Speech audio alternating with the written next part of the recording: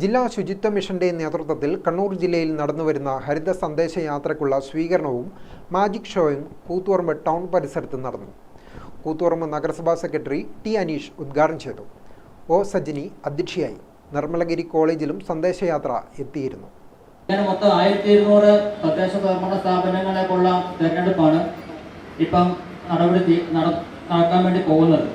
അതേപോലെ തന്നെ മൊത്തം 23,612 വാർഡുകൾ. അത്രയും വാർഡുകളിൽ നിലവിലത്തെ കണക്ക് പ്രകാരം 72,005 സ്ഥാനാർത്ഥികളാണ് നമ്മുടെ കേരളത്തിൽ മൊത്തം മത്സര രംഗത്തുള്ളത്. സ്വാഭാവികം 72,005 സ്ഥാനാർത്ഥികൾ അവരുടെ പ്രചരണത്തിനും മറ്റുള്ള കാര്യങ്ങൾക്കും ഹരിത പെരുമാറ്റച്ചട്ടം പാലിക്കുക എന്നുള്ളത് നമ്മുടെ മാലിന്യത്തിന്റെ അളവ് ഗണ്യമായി കുറയ്ക്കുന്നതിന് വളരെയധികം സഹായകമാകുന്നതാണ്. ഒരു സ്ഥാനാർത്ഥി ഒരു 5 നിരോധിച്ച പ്ലാസ്റ്റിക് ബാഗുകളോ പ്ലാസ്റ്റിക് ഫ്ലക്സുകളൊക്കെ ഒപ്പാണെങ്കിൽ തന്നെ ആലോചിച്ച് നോക്കുക, എത്ര ലക്ഷം പ്ലാസ്റ്റിക്കുകളാണ് ഈ ഒരു കാലത്ത് നമ്മുടെ കേരളത്തിൽ ഉൽപ്പാദിപ്പിക്കപ്പെടുക. ത്രിതല പഞ്ചായത്ത് തെരഞ്ഞെടുപ്പ് ഹരിത ഇലക്ഷനായി മാറ്റുന്നതിന്റെ ഭാഗമായി വോട്ടർമാർക്കിടയിൽ ബോധവൽക്കരണം ലക്ഷ്യം വെച്ചാണ് ഹരിത സന്ദേശയാത്ര നടത്തുന്നത്. രാജീവ് മേമുണ്ടയാണ് മാജിക് ഷോ അവതരിപ്പിച്ചത്.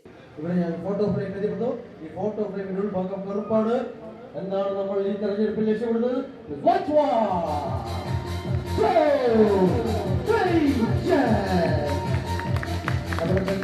Election 2025 green election, plastic free election എന്നുള്ളതാണ് ഈ വർഷത്തെ നമ്മുടെ സന്ദേശം എന്ന് പറയുന്നത്. നമുക്കറിയാം, തെരഞ്ഞെടുപ്പുകൾ എന്ന് പറയുന്നത് ജനാധിപത്യത്തിന്റെ ഒരു ഉത്സവമാണ്. തെരഞ്ഞെടുപ്പുകൾ നടക്കണം, ഇനിയും നടക്കണം.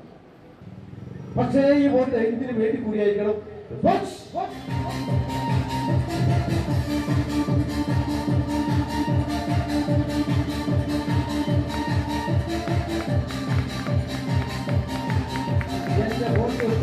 എന്ന് പറയുന്ന ഒരു സന്ദേശമാണ് ഇവിടെ വന്നിട്ടുള്ളത്. ഈ കേരളം എന്ന് മനോഹരമാണ്, ദൈവത്തിന്റെ സ്വന്തം നാടാണ്.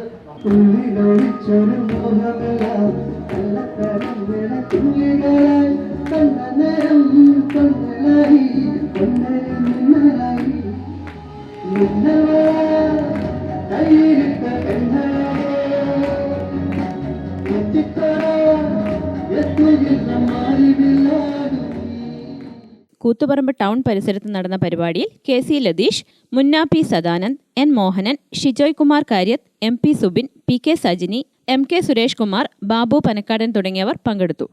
ഗ്രാമിക ന്യൂസ്, കൂത്തുപറമ്പ്.